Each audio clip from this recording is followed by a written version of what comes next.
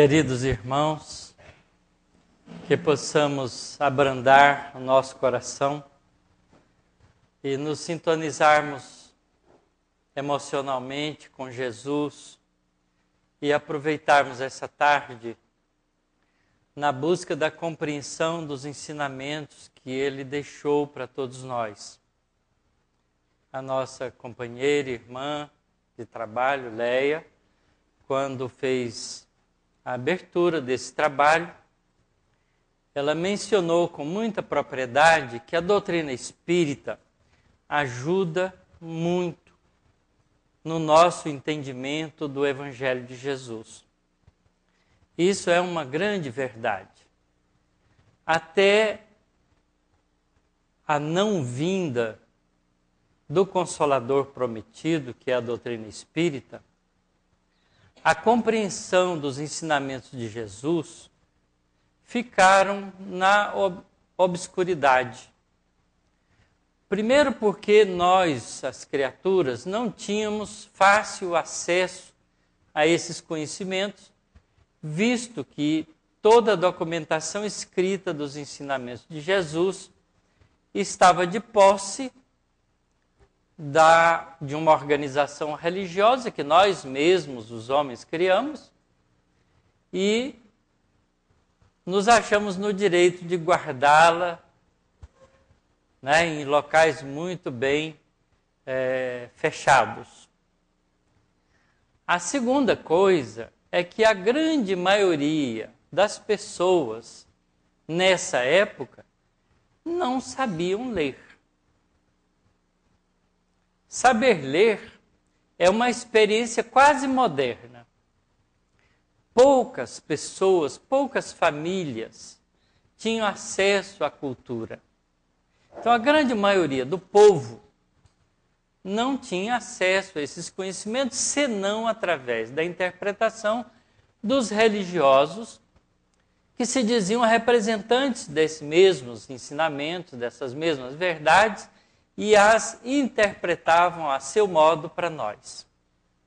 Então, apesar de nós termos 2000 anos, praticamente, de ensinamentos evangélicos, nós somos ainda profundamente ignorantes do conteúdo desses ensinamentos.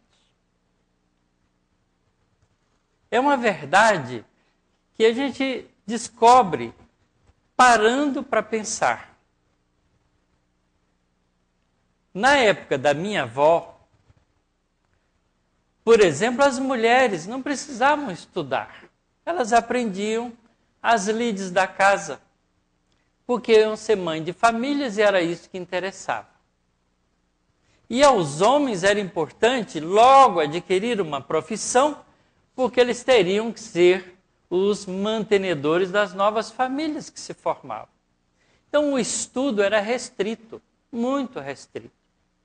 Hoje nós temos escola pública para todas as pessoas no nosso país e na grande maioria dos países, que são ditos em desenvolvimento ou desenvolvidos na linguagem do ser humano. Na África, por exemplo, a grande maioria dos povos ainda não tem esse acesso. Nos países latino-americanos mais pobres também. Então a gente sabe que a realidade do mundo é muito diferente daquele dia a dia que nós vivemos hoje. E a gente não se dá conta disso porque, como diz o ditado popular, a gente só fica olhando para o nosso umbigo, não é? Eu acho que a gente não olha para o umbigo, olha para o pé. O umbigo está sempre cobertinho, a menos das moças hoje, que usam roupa curtinha. Mas a gente está preocupado com os objetivos nossos e não nos damos conta da realidade na qual nós estamos inseridos.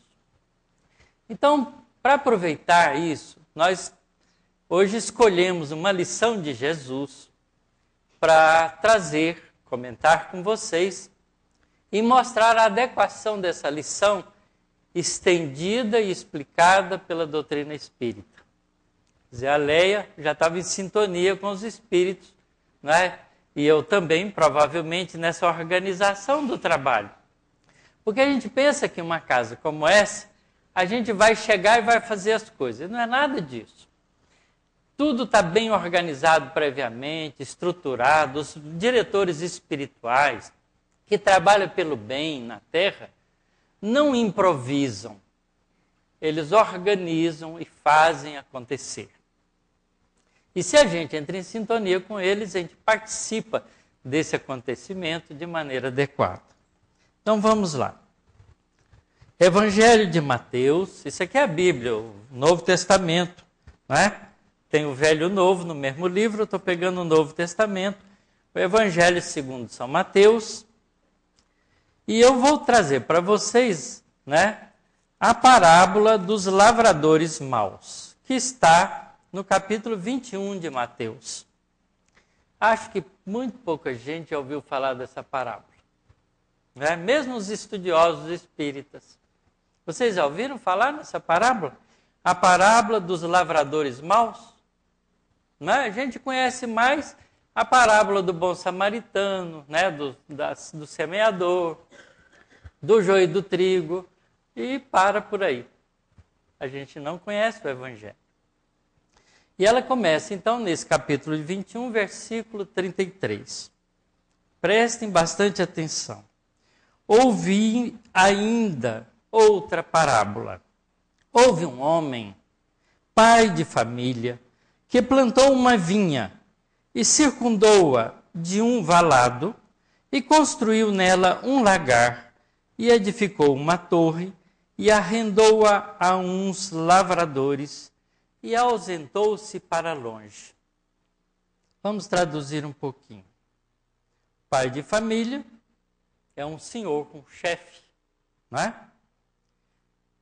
Tinha uma vinha, plantou nessa vinha, circundou-a de um valado, de uma proteção, de um vale protegendo, construiu nela um lagar. O lagar é um tanque onde se prepara o suco das frutas, especialmente do vinho, onde se prepara o suco da uva para fazer o vinho.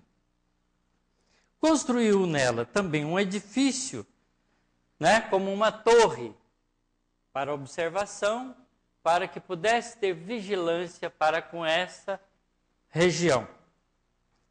E arrendou-a a uns lavradores. E depois de feito isso, se ausentou para longe. E chegando o tempo dos frutos, enviou seus servos aos lavradores para receber os seus frutos, porque afinal a terra era dele. E os lavradores, apoderando-se dos servos, feriram um, mataram outro e apedrejaram outro. Depois enviou outros servos, em maior número do que os primeiros. E eles, os lavradores, fizeram-lhes o mesmo. E por último, enviou-lhe seu filho, dizendo: terão respeito ao meu filho. Mas os lavradores, vendo o filho, disseram entre si: este é o herdeiro. Vinde, matemo-lo e apoderemo-nos da sua herança. E lançando mão dele, o arrastaram para fora da vinha e o mataram. Quando, pois, vier o senhor da vinha, que fará àqueles lavradores? Qual será o comportamento do senhor da vinha? Os discípulos respondem: dizem-lhe eles: dará afrontosa morte a estes maus e arrendará a vinha a outros lavradores que a seu tempo lhe deem os frutos. Diz-lhe Jesus: nunca lestes nas Escrituras a pedra que os edificadores rejeitaram? Essa foi posta por cabeça do ângulo. Pelo Senhor foi feito isto e é maravilhoso aos nossos olhos. Portanto, eu vos digo que o reino de Deus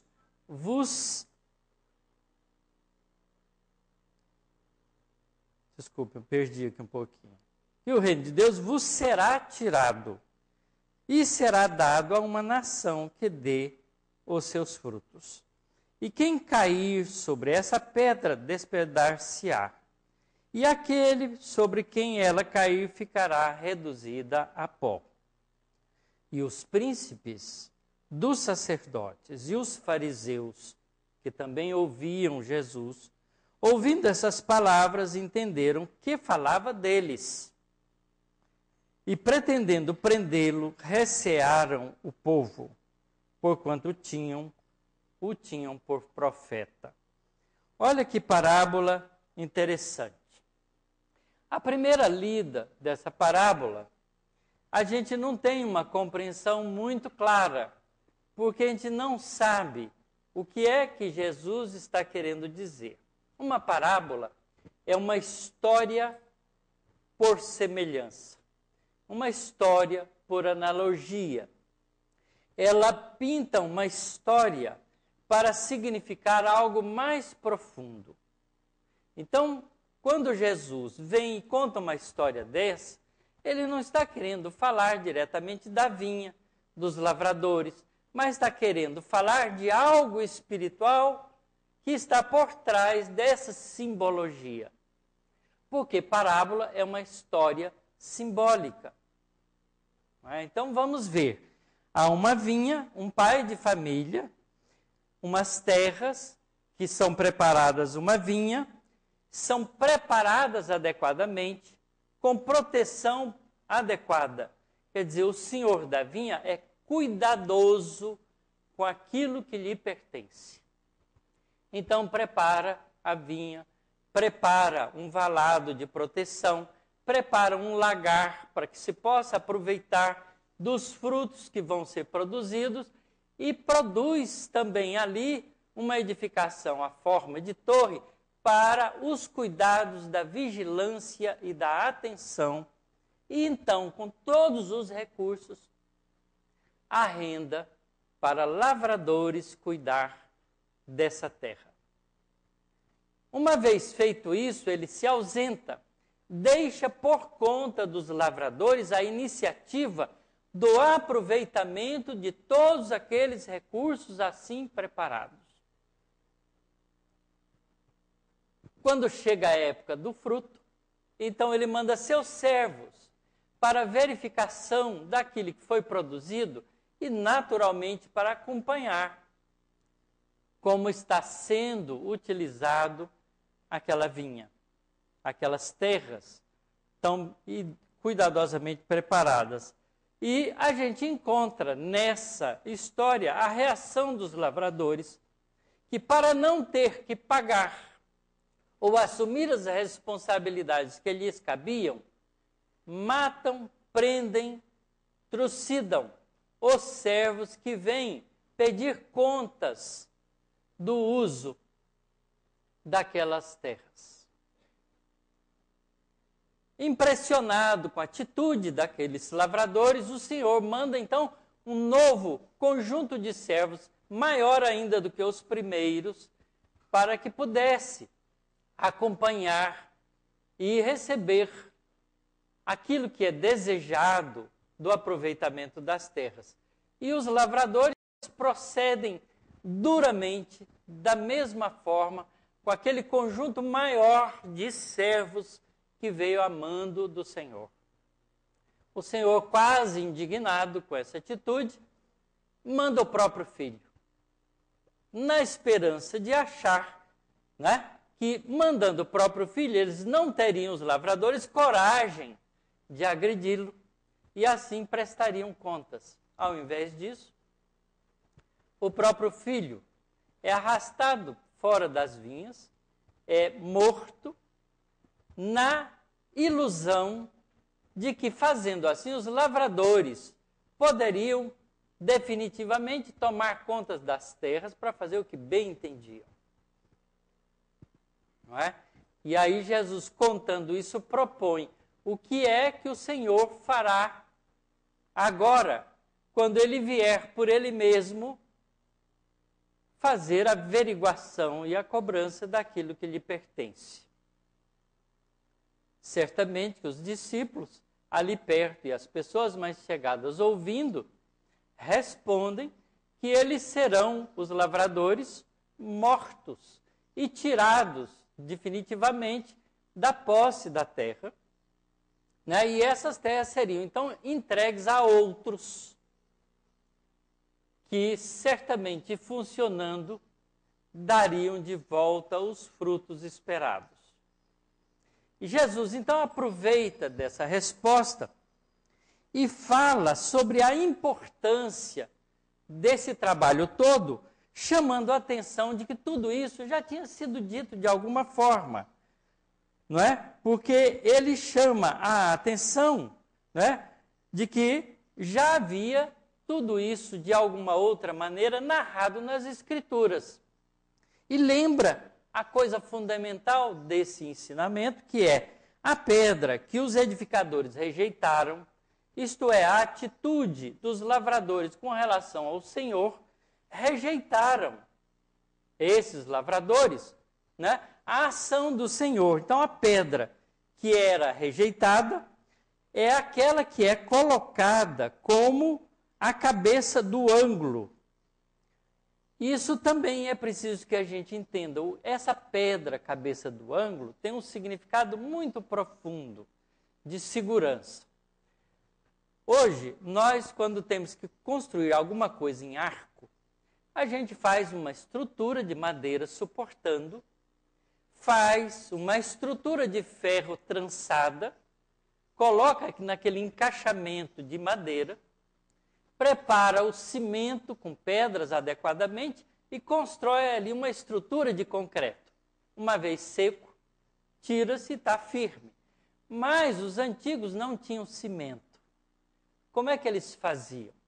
Eles lavravam as pedras, punham um suporte de escora, iam pondo as pedras até que a última pedra era a pedra de ângulo, que encaixada em ângulo ali, tirado a escora, todas as pedras tenderiam a descer, mas como estavam em forma angular, aquela última estrutura todas e elas não caem. E isso conseguiu resistir tantos séculos que nós encontramos construções desse tipo no Velho Mundo.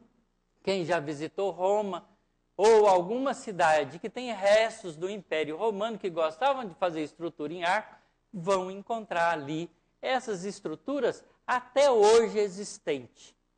Faziam aquedutos, faziam várias coisas suportadas nesse tipo de construção. Então a pedra angular é a pedra decisiva da segurança. Jesus então chama a atenção para que a posição, né, espiritual diante das coisas divinas são feitas de acordo para que elas tenham segurança definitiva. E isso tudo já está ensinado nas Escrituras. E Jesus, adiantando essa história, ele fala então, não é, que aqueles, né, que desprezam e que vão contra essa pedra angular de segurança, que é representada pela própria realidade de Jesus entre nós, não é? Ficará espedaçado ou ficará reduzido a pó. E essa insinuação, essa colocação de Jesus, deixa que tanto os príncipes dos sacerdotes e os fariseus, que eram os donos da verdade na época, sintam que Jesus estava falando para eles, porque eles são os representantes dos lavradores, que estão ali matando os profetas, destruindo as verdades espirituais trazidas por Moisés, adaptando-as aos interesses imediatistas e cuidando, inclusive, de articular contra o próprio Cristo, que é a pedra angular de toda essa história, para que ele pudesse ser retirado da vinha, para que eles pudessem continuar no status quo do poder, do interesse e do atraso, mantendo o atraso do desenvolvimento espiritual dos trabalhadores desta vinha. É muito interessante isso. Quando Jesus ensina isso, ele está falando de que vinha. Qual é essa terra? É o nosso próprio planeta. É o nosso planeta Terra. Os lavradores ao qual foram arrendados essas terras são todos os espíritos que, trazidos de outros sistemas planetários, em processos de exílio por atraso de seus desenvolvimentos, vieram trazidos para cá. Porque antes deles virem, a Terra era um mundo primitivo e desenvolvia aqui os terráqueos, se a gente puder dizer assim, né? Os não alienígenas ou não espíritos de outros lugares que estavam no processo natural de desenvolvimento através lá do homem neandertalense, do Homo sapiens, do Homo erectus mais antigo, vindo se desenvolvendo na Terra como espíritos ainda primitivos. A Terra chega um momento de transformação de mundo primitivo para um mundo mais adiantado na escala evolutiva. Então ela começa a ser tratada como mundo de provas e expiações. E para ser um mundo de provas e expiações, é preciso então aproveitá-la com espíritos que necessitam das expiações. Então eles são trazidos de outros mundos, que em escala de desenvolvimento adiantado, precisam ser liberados desses mesmos espíritos que atrapalham a continuidade do progresso nesses planetas. Então eles são trazidos para cá. É muito interessante. Aí a gente vem no Evangelho segundo o Espiritismo, que trata, no capítulo 3, há muitas moradas na casa de meu pai, e vamos ver o que se fala de mundo de expiações e de provas, que é o nosso planeta. Que vos direi dos mundos de expiação que já não saibais, uma vez que é suficiente observar a terra que habitais? Isso é o que os espíritos estão dizendo a Kardec. A superioridade da inteligência em um grande número de seus habitantes indica que ela não é um mundo primitivo, destinado à encarnação de espíritos mal saídos das mãos do Criador. Então, o desenvolvimento na fase primitiva já tinha sido feita. As qualidades que já trazem consigo ao nascer são a prova de que já viveram e realizaram um certo progresso, mas também os numerosos vícios aos quais são propensos são um indício de uma grande imperfeição moral. É por isso que Deus os colocou num planeta ainda atrasado para expiarem aí seus erros por meio de um trabalho difícil, enfrentando as misérias da vida até que tenham mérito para irem a um mundo mais feliz. Mas, curiosamente, esses espíritos trazidos para cá encontraram a vinha preparada para o trabalho de crescimento espiritual. Tudo já estava feito para isso. Então, não foram trazidos e abandonados, como a gente faz com os nossos presos nas cadeias. A gente joga eles lá. Uma cela que cabe 2, a gente põe 30. E deixa eles sobreviverem como podem. Eles dormem aos turnos. Porque todo mundo deitado não cabe.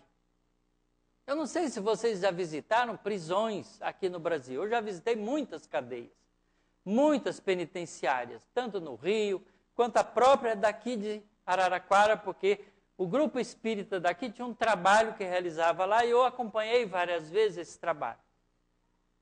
Então, as nossas cadeias são extremamente, onde se espia os erros cometidos, não é? Para se resgatar problemas assumidos com a própria consciência e com a sociedade, ao invés de serem tratados de maneira adequada para que possam se recuperar, a gente joga sem condições nesses lugares. Mas o Senhor da Vinha não faz isso conosco. A gente chegou aqui e tinha todas as condições para superar problemas. ele continua dizendo: entretanto, nem todos os espíritos encarnados na Terra se encontram aí em expiação. As raças a que chamais de selvagens são espíritos apenas saídos da infância e que aí estão, por assim dizer, educando-se e se desenvolvendo em contato com espíritos mais avançados. Em seguida vêm as raças semicivilizadas, formadas por esses mesmos espíritos já em progresso. Essas são, de certo modo, as raças indígenas da Terra, que progrediram pouco a pouco no decorrer de longos períodos seculares, conseguindo algumas delas atingir o aperfeiçoamento intelectual dos povos mais esclarecidos. Vejam a vinha de que nós tratamos e que Jesus está tratando. Os espíritos em expiação na Terra são, se assim podemos dizer, como estrangeiros, trazidos de fora. Eles já viveram em outros mundos, de onde foram excluídos em consequência de sua insistência no mal, e porque eram causa de problemas para os bons. Foram expulsos por um período para o meio de espíritos mais atrasados do que eles, trazendo por missão fazer progredir a esses últimos, pois já têm consigo a inteligência mais desenvolvida e as sementes dos conhecimentos adquiridos nos mundos em que viveram. É esta a razão pelo qual espíritos cumprindo punições se encarnam em meio a raças mais inteligentes, porque aí as misérias da vida têm para eles maior amargor, em vista de possuírem sensibilidade mais apurada do que as raças primitivas, em que o senso moral é menos desenvolvido. A Terra fornece, pois, um dos exemplos de mundos expiatórios cuja variedade é quase infinita, mas que tem como característica comum servir para resgatar as culpas dos espíritos rebeldes à lei de Deus. Exilados aqui, esses espíritos têm que lutar ao mesmo tempo contra a perversidade dos homens e contra os rigores da natureza.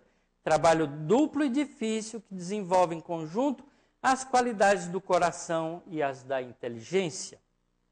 É assim que Deus, em sua bondade, torna o próprio castigo proveitoso para o progresso do espírito. Mas, na lição seguinte,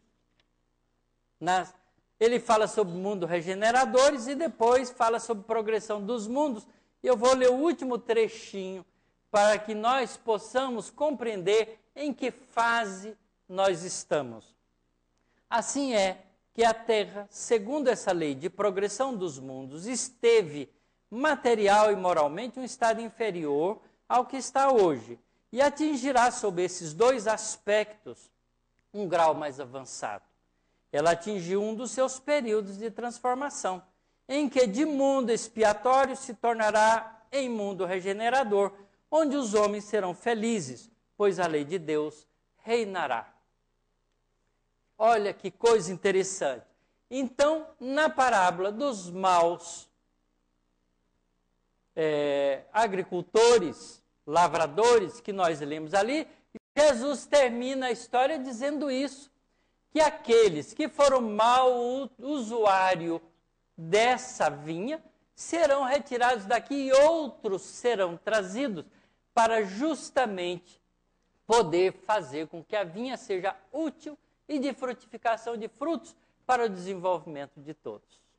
E aqueles que são os pilares atrapalhadores do progresso, por causa das ambições, da inteligência e do interesse pelo imediatismo da vida, como são, em geral, as pessoas que detêm nas suas mãos o interesse do mundo terreno, terão que ver de encontro com a pedra angular de decisão sobre essa mudança na qualidade do nosso mundo, que passará para um mundo de transformação, que é justamente o filho rejeitado por esses mesmos lavradores. Jesus, há 2000 anos atrás, veio ter conosco, como filho do Senhor, para trazer para nós essa informação preciosa e chamar a atenção daqueles lavradores para que eles se dessem conta da responsabilidade espiritual que carregavam e que carregam até hoje. Ao invés de ser ouvido e devolvido aquilo que de bem pertenceria a todos, eles eliminaram, pela força e pela violência, a presença de Jesus encarnado entre nós. Mas não impediu a presença de Jesus, Espírito, entre nós. Porque Jesus continua conosco, nos auxiliando espiritualmente, como sempre esteve. E mais do que nunca, nesse momento em que nós estamos vivendo, por causa desse momento importante de transformação em que nós estamos colocados. Portanto, a gente compreende claramente na doutrina espírita a continuidade e o esclarecimento das lições espirituais que Jesus, há 2000 anos atrás, nos deixou. E se hoje, numa primeira leitura do Evangelho, não é de Mateus, como eu fiz com vocês, é de difícil, inicialmente, a compreensão, não é mais com a luz que a doutrina espírita nos deixa, porque os espíritos falam a linguagem do nosso entendimento hoje. Porque o objetivo da doutrina espírita é justamente esse. Não é fazer com que nós nos reunamos aqui para curar nossas dores, os nossos sofrimentos, as nossas mazelas, porque elas são todas frutos da nossa incúria espiritual, da nossa ignorância espiritual, e porque estamos, por causa dessa ignorância espiritual, agredindo as leis espirituais que nos governam e trazendo como consequência essas mazelas todas. Entendido isso, compreendido as leis espirituais que nos governam, nós colocamos por nossa vontade própria, por decisão pessoal de cada um, freio nessas atitudes e começamos então a construir um mundo novo para nós, que é o mundo de regeneração. De que maneira? Controlando tanto o nosso sentimento quanto as nossas fantasias intelectivas colocadas nas coisas transitórias do mundo terreno. Aprendemos a cultivar aquilo que Jesus disse, os tesouros do céu. Ao fazer isso, pode ser que soframos ainda um certo tanto nessa encarnação, mas certamente a próxima será muitíssimo mais suave. Vejam, está nas nossas mãos. As lições espirituais trazidas pela doutrina espírita não é absolutamente diferente do que Jesus ensinou. Mas o que Jesus ensinou numa época de adiantamento de conhecimento para nós, espíritos ainda atrasados, ignorantes. É possível que uma boa parte de nós que estamos aqui ouvindo hoje somos não espíritos extraterra, mas espíritos dos silvícolas, indígenas, que melhoramos o nosso comportamento, o nosso conhecimento, com a convivência desses espíritos mais esclarecidos, mas menos moralizados. Vejam só o que nós fazemos com as nossas tribos indígenas. Levamos para eles a tal da cultura do civilizado. Então eles aprendem a beber, a pornografia, não é? Aos incestos, às atividades sexuais desequilibradas, não é? E levamos a eles a infelicidade tal que jovens indígenas não aguentam a vida que têm, que é tão diferente da que eles tinham antes, que suicidam, se matam. E isso é muitíssimo raro de acontecer em povos primitivos. Os povos primitivos não têm medo da vida, porque eles são muito mais impulsionados pelo instinto de sobrevivência, que não corre do perigo, mas que se protege do perigo, como fazem os animais, do que propriamente sai da vida por desgosto, por infelicidade interior, por não ver um panorama de valores na sua frente. Vejam, é muito interessante da gente fazer uma análise cuidadosa de onde estão inseridos os conhecimentos espirituais que nós deixamos de aproveitar para nós. Então nós estamos em progresso, mas para continuar no mundo de regeneração é preciso então que nós saibamos aproveitar da vinha, fazendo com que ela dê fruto que possa servir a todos. E qual é o fruto do indivíduo? Senão as suas ações, os seus sentimentos e o seu pensamento. Nós temos 3, né, representações de atividade no meio social, que é o que nós pensamos, o que nós sentimos e o que nós fazemos. Quando alguém nos fecha numa rua qualquer aí no trânsito, e que a gente não tem a chance de dizer para ele diretamente o palavrão, mas pensamos, nós emitimos o mesmo fruto. Porque a vibração espiritual carregada que a gente gera dentro da nossa capacidade de pensar e sentir é projetada em cima da pessoa. E se ela não souber se proteger porque está usando a torre da vigilância, ela fica aborrecida, chateada, chega em casa, desconta na família pelo mal-estar que ela está sentindo, não sabe por quê. Não é? Quantas vezes nós chegamos na nossa casa sentindo um mal-estar que não sabe de onde que veio? Quem é que nunca identificou isso em si próprio? De onde vêm esses estados emocionais? Senão do fato de nós violarmos direitos alheios e gerar nessas pessoas vibrações infelizes na nossa direção. Ah, mulheres, vocês não sabem o que fazem com seus corpos. Porque ao exibir a beleza da sensualidade, provoca uma chusma de vibração de homens desequilibrados que projetam em cima de vocês, mulheres, a ação da sensualidade, da sexualidade desrespeitosa, que ainda é característica do nosso mundo. Querem ver por quê? Quantos motéis florescem em cada cidade? Não é verdade? Então, a gente pode mostrar a nossa beleza, mas tem que ter cuidado com o que geramos de sentimento nas outras criaturas em todos os nossos atos. Todos. Parece que isso não tem importância, mas tem grande importância. Se vocês quiserem ver isso em detalhe do que eu estou falando, leiam o livro Sexo e Destino de André Luiz. Porque vocês vão ver uma moça fazendo exatamente essa exibição sensual, nua, no seu próprio quarto, a portas fechadas, mas o pensamento dela está fora daquilo, da proteção da torre de vigilância. E os espíritos que não têm problema com portas entram ali dentro e se aproveitam disso. Há uma assistência espiritual. Quando a gente busca um ambiente não equilibrado, não protegido por valores morais para as nossas atividades sexuais, como os motéis, a gente tem sexo grupal ali dentro. Porque os espíritos que estão acostumados a frequentar ali se juntam a nós. E eu conheço casais espíritas que têm esse conhecimento e que acham interessante de vez em quando visitar um motel, porque é diferente.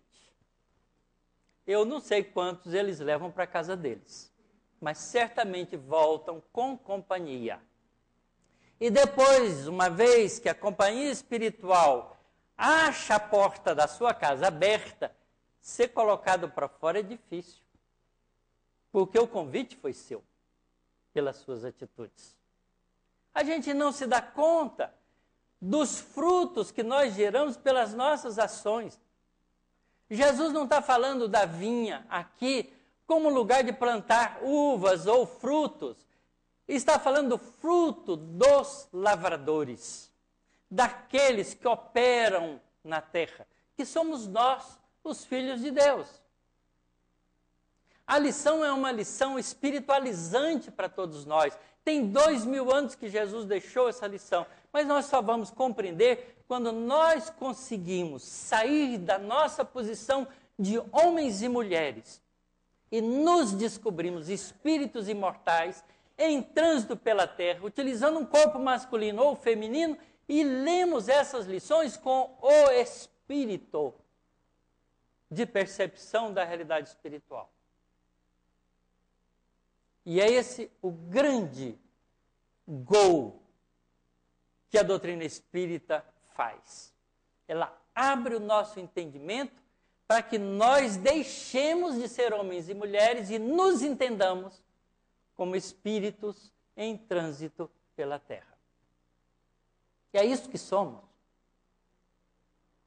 Por isso, a gente faz um sacrifício tremendo para cuidar do corpo, mas não faz o mesmo sacrifício para cuidar do espírito. Não é? A gente até junta dinheiro para fazer uma cirurgia plástica. Não é? Corre o risco de passar para o lado de lá na cirurgia plástica, porque também, claro, é um dinheiro fácil, tem muitos cirurgiões, né, inescrupulosos que estão matando gente à custa disso. Há no Brasil exemplos e exemplos, todos nós ouvimos isso quase que cotidianamente nas nossas televisões. Mas por que a gente não usa esse mesmo recurso para embelezar a nossa alma? O Chico Xavier era feio, feio que doía. Ah, como eu gostaria de ser belo espiritualmente como ele é. Não é? Porque o corpo morre. Jesus ressuscitou Lázaro. 3 dias que ele já estava ali naquela cova, naquela gruta onde se enterravam os mortos, já com mau cheiro. Jesus manda ele sair porque ele estava em catalepsia profunda. Ele sai de lá. Mas cadê Lázaro? Onde está Lázaro? Deve ter morrido 3 ou 4 anos depois. Teve uma pequena prorrogação. Não é? Porque o máximo que a gente pode ter na vida terrena é uma pequena prorrogação de vida. E isso é possível. Leiam o livro Obreiros da Vida Eterna de André Luiz e vamos ver lá um dos casos, 5 casos de desencarnação acompanhados, onde uma pessoa, por razões de necessidades espirituais, ganha uma prorrogação por algum tempo. Vocês pensam que muitos desses transplantes de órgãos não são prorrogações? Quase que a maioria deles. Porque quando não tem que dar certo, o sujeito transplanta e morre no dia seguinte ou morre de outra coisa. É preciso que a gente aprenda a dar valor no que tem valor. Não fazer como esses lavradores que ficaram muito preocupados com a terra, em herdar a terra a qualquer preço. Melhor que a gente herdar a terra é herdar o universo. E para herdar o universo, a gente precisa ser espírito livre. Mas para ser espírito livre, a gente precisa ser espírito responsável. E para ser espírito responsável, cidadão cósmico, nós temos que evoluir. Temos que conquistar os valores da alma, os tesouros do céu que o ladrão não rouba, que a ferrugem não corrói nem a traça come. Se nós somos capazes de fazer sacrifícios enormes, não é? Para poder até dar uma aparente educação boa para os nossos filhos, porque hoje a gente já trabalha cedo, de tarde, de noite, para conseguir mais dinheiro, para dar uma boa educação para os filhos. E aí os filhos carentes do pai e da mãe, quando chegam na adolescência, procuram as drogas.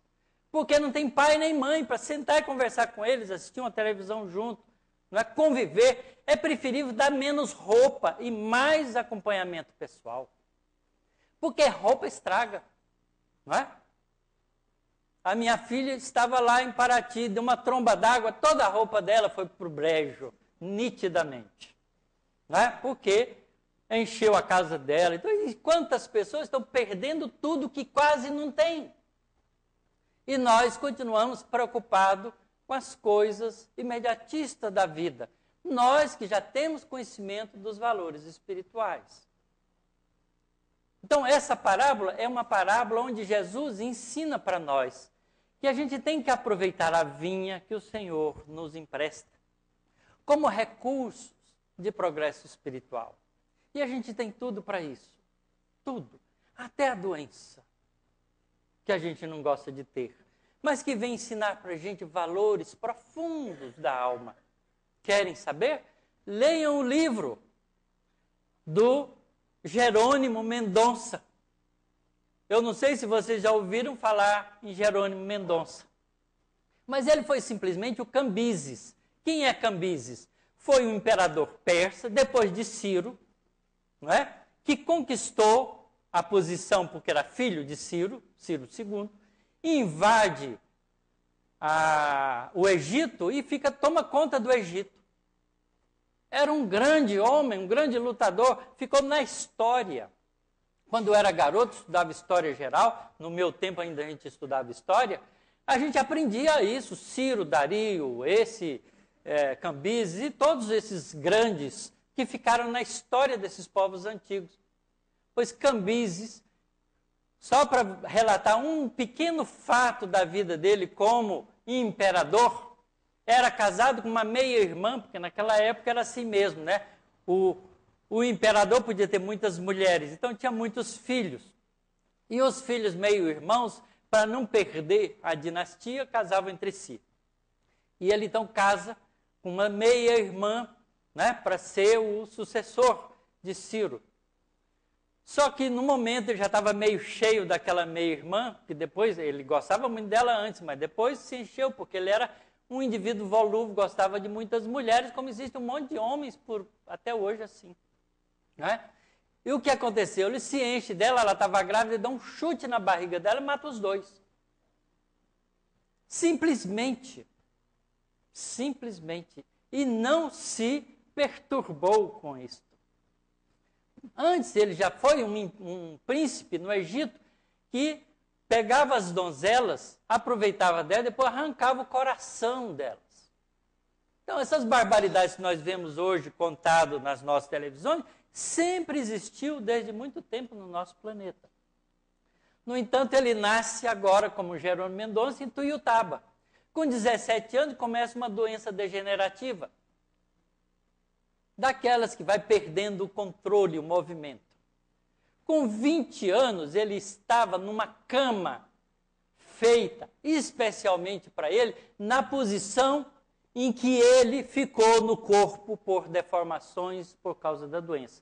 E mais do que isso, cego, porque a doença também leva à cegueira. Dos 20 aos 50 anos, ele viveu trabalhando no movimento espírita. Dessa maneira, conseguiu, com a ajuda dos familiares, comprar uma Kombi. Ele era colocado dentro da Kombi com cama e tudo e fazia palestras espíritas por todos os lugares. Foi um vencedor na cama. Depois que desencarnou, porque desencarnou mais ou menos recente, uns 4, 5 anos talvez, ele já escreveu o livro da história dele, né, onde a gente vai saber que ele foi Cambises. Por isso que eu estou contando para vocês. Chama Asas da Liberdade. Leiam, estudem a doutrina espírita, porque é nessas lições que nós vamos aprendendo o que significa a nossa vida. Não tenham preguiça de aprender os valores espirituais. Por isso que, muito bem falado pela Leia, casa espírita não é lugar de rezar. É lugar de aprender e crescer. Rezar, a gente reza em qualquer lugar, como Jesus nos ensinou. Isso não é um templo, é uma universidade espiritual. É isso que é a casa espírita. Não é uma igreja, não é um templo. Não precisamos pôr nada nas paredes, senão uma tela para ter aula, para aprender coisas. Um quadro negro, que é sempre muito comum se ter nas salas de estudo dos grupos espíritas. Nós temos que aproveitar do conhecimento espiritual, porque o conhecimento arrasta o desenvolvimento moral. Quando a gente sabe, a gente fica com dúvida se deve ou não fazer, porque a gente já sabe que tem consequências. E a doutrina espírita é maravilhosa nisso, porque ela diz: a cada um é dado absolutamente segundo as suas obras. Né? Aquilo que Jesus ensinou, ela mostra claramente nesses enredos todos de vida de diferentes companheiros nossos, narrados na literatura espírita, nos romances espíritas, escrito pelo esforço de espíritos bondosos, através de médiuns dedicados, para que nós tenhamos o conhecimento adequado e possamos mudar a conduta e o comportamento de nossas vidas. Evangelho, Jesus está aí não para ser admirado, Jesus não precisa da nossa admiração. Sabem por quê? Porque antes de nós existirmos, ele já era. Ele já existia. Jesus é mais antigo do que 4,6 bilhões de anos. Porque quando a Terra entrou no processo de formação com o sistema planetário solar, Jesus já era um espírito angelical. Então não evoluiu aqui, ele evoluiu em outro sistema planetário que provavelmente nem existe mais. Porque o universo, tudo no universo se transforma e cicla e recicla. Nós estamos vivendo nesse planeta, mas todos os átomos desse planeta foram feitos em outras estrelas que não o Sol. Porque toda estrela é uma fornalha especial criada por Deus, através de leis que a gente estuda na ciência. As produtoras de átomos pesados. Começa com hidrogênio. Na fusão, faz o átomo de hélio. Na fusão, faz átomo de carbono. E assim vai fazendo todos os átomos. Porque a temperatura ali é inimaginável pela nossa cabeça. Vocês sabem quanto custa 400 graus Celsius? Vocês já puseram o dedo em 400 graus Celsius? Imagine 100 milhões de graus Celsius. O núcleo das estrelas estão a bilhões de graus. Então não faz sentido na nossa cabeça, mas é ali que se faz a matéria-prima para a produção dos mundos e dos nossos corpos, porque os nossos corpos também, nós temos pedaços de estrelas no nosso corpo. A gente não se dá conta disso porque a gente é ignorante. A gente não se dá conta das coisas espirituais porque a gente é ignorante. E vamos continuar ignorante enquanto não fizermos o nosso esforço de aprender os valores que nos cercam. E a doutrina espírita é o acelerador desse aprendizado, porque está tudo fácil para a gente. A literatura espírita é vasta. Além de ser vasta, ela é clara e simples. E os espíritos dizem claramente, o papel da doutrina espírita é dar condições para que todas as pessoas compreendam os valores espirituais, independente do fato de precisar de pessoas para ensinar. Porque as pessoas que estavam tentando ensinar até agora só fizeram coisas atrapalhadas. Que são as religiões diversas. Não é? Se a religião fosse solução do mundo, nós já estávamos feitos, porque tem mais de 2.000 religiões estabelecidas. E cada dia aparece uma nova, porque agora é um bom negócio. Como diz um amigo meu, né? São pessoas que vão mostrando o caminho do céu, mas ficam na estrada cobrando o pedágio. Não é? Vão ficar para trás, porque vão ficar no pedágio. Não vão adiante. Não é? E são essas pessoas pilastras dessa civilização ou dessa vinha que Jesus fala que vão ter que se ver com a pedra angular do processo evolucionário.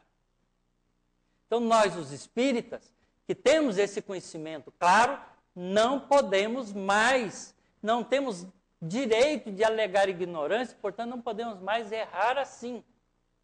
Já chegam os erros das encarnações passadas, que nós já fomos padres, freiras, religiosos de todas as naturezas. Ah, o Brasil é cheio de gente, cheio de espíritos que vieram da Índia, né? Do Oriente Médio, do Oriente mais longe, cheio de espiritualismos. Quando você vê uma pessoa muito mística, pode saber que ela veio dessa região.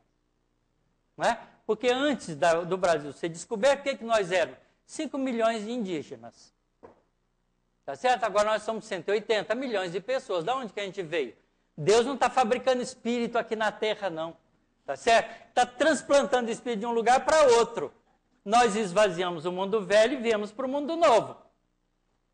Se vocês quiserem saber disso, vão saber isso na literatura espírita. Peguem o livro Roteiro, lição número 9, Psicografia do Chico Xavier, ditado pelo Espírito Emmanuel, e vão lá ver que a Terra é uma casa espiritual que abriga um pouco mais de 20 bilhões de espíritos, das quais uma parte está reencarnada, que somos nós. Hoje, 6,5, 6,6 bilhões de pessoas. Mas olha, como é curioso, esse mundo em transformação. Em 1910, mais ou menos, nós éramos 2 bilhões de encarnados. Estamos esvaziando as regiões espirituais encarnando aqui. Todos nós somos desse grupo de reencarnação coletiva. Por que isso? Porque está no momento da separação entre joio e trigo, da transformação do nosso mundo para um mundo de regeneração. Todos os lavradores que estão usando essa vinha, que não quiserem continuar na tarefa, devolvendo os frutos ao Senhor, vão ser exilados daqui para outros mundos, de expiações e provas em circunstâncias, em condições mais anteriores do que a Terra está hoje. Imagine a Terra 10 mil anos atrás. Será que nós gostaríamos de viver na Terra 10 mil anos atrás? Que a gente não tinha nem cidade ainda, que a gente não sabia fazer casa. A gente morava nos buracos, né? A gente morava nas cavernas, que a gente encontrava, vivia em bando, né? Feio, horroroso, cabeludos, né? Nem roupa a gente usava, porque a gente usava pele de animais por causa do frio. Porque quando não era frio, a gente ficava nu mesmo. Tem muita gente que está querendo voltar a essa fase, né? Parece que tem saudade. Vai para outro mundo fazer isso lá. Então é preciso que a gente faça a escolha própria. E a escolha própria é ser capaz de aproveitar a vinha de maneira correta. Essa lição de Jesus, que tem 2.000 anos, a parábola, né, dos lavradores maus, é uma parábola, um ensinamento para nós. Todos nós. Vamos ser pedido as contas do que estamos fazendo, dos benefícios que recebemos. Porque é uma torre de vigilância. O mundo nosso não é um mundo caótico. Ele tem diretor espiritual competente. E tem uma quantidade muito grande de espíritos bondosos, ministros desse diretor competente. E que todos nós estamos, segundo a linguagem do Apocalipse, sendo selado. Selado é marcado com um selo de Deus ou selo do mundo de provas e expiações. Quem tiver o selo de Deus fica no mundo de regeneração, onde a terra vai passar a usufruir dessa realidade. E, obviamente, outros lavradores mais adiantados vão ser trazidos para cá para ajudar esse progresso. Mas os que saírem daqui vão para o mundo de expiações e provas numa fase mais primitiva. É a lição.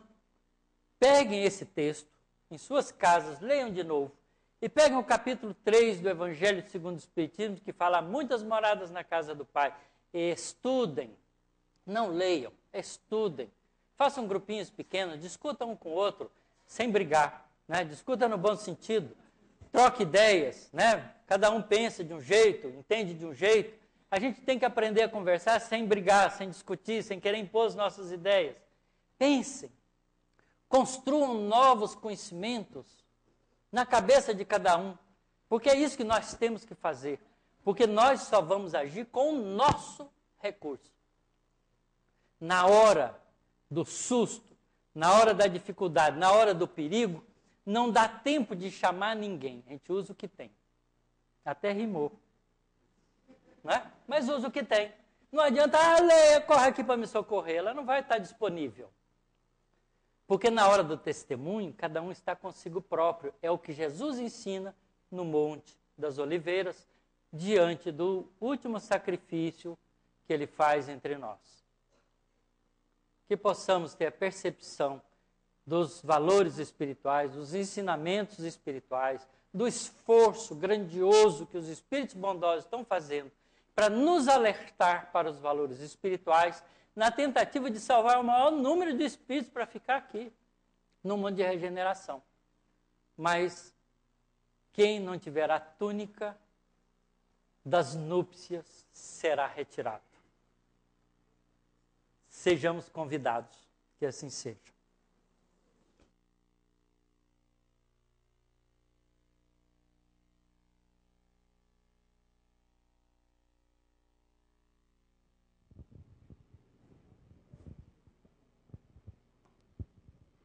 Obrigado, Otacílio, pela lição benéfica, pelos esclarecimentos, né?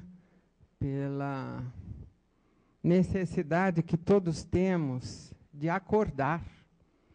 E são lições assim que contribuem para que a gente acorde, viu? Porque nós vivemos, né?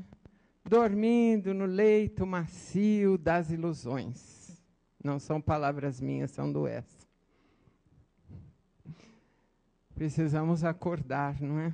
Para podermos constituir tesouro próprio. Né? Como bem falou o Otacílio, não vamos ter recursos na hora do testemunho. Nós vamos poder contar conosco. Mas se a gente não tem nada, se a gente não construiu nada, né? Vamos nos valer de quê? Vamos pensar nisso. Que a gente possa levar a lição para meditá-la durante toda a semana, não é?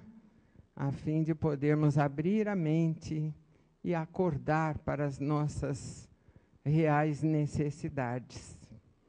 Vamos orar agora em agradecimento. Que Jesus te abençoe, Otacílio. Obrigado pela lição que nos trouxe de grande valia, né?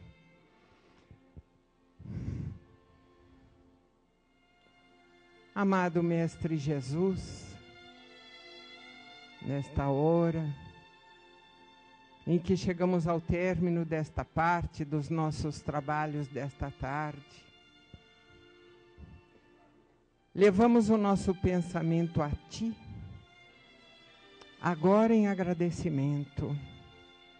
Te agradecemos, Mestre, por mais esta oportunidade, pela benéfica lição que recebemos, pelas reflexões que esta lição despertou em cada um de nós, fazendo-nos sentir as nossas necessidades. Te agradecemos, porque constantemente, de uma forma ou outra, procuras trazer a cada um de nós uma reflexão, um pensamento, uma necessidade, que às vezes até se concretiza através de um pensamento, de uma serenidade, e passamos a pensar: quem somos nós? De onde viemos, para onde vamos e o que importa a cada um de nós fazer aqui, enquanto estamos encarnados? O que é que esperas de cada um de nós?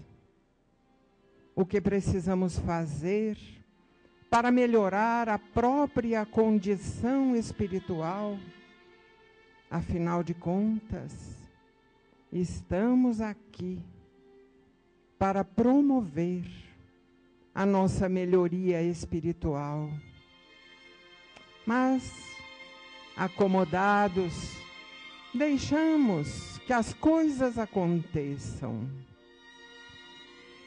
Deixamos que o tempo passe, e ele passa tão rapidamente, porque nos absorvemos com as coisas materiais, completamente esquecidos da nossa realidade espiritual.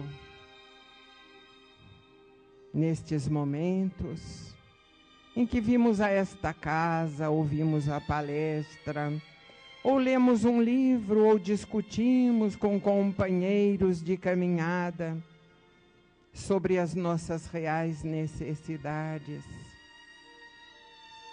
tomamos ou podemos tomar novas resoluções, mudar atitudes, viver mais espiritualizadamente.